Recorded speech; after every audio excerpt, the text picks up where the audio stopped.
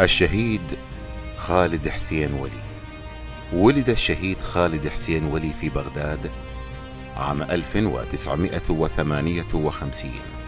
درس الابتدائية والمتوسطة في متوسطة سيناء، ودرس الإعدادية في إعدادية النضال، وأكمل كليته في الجامعة التكنولوجية، وحصل على شهادة البكالوريوس قسم الكهرباء، وكان من المتفوقين والملتزمين دينيا.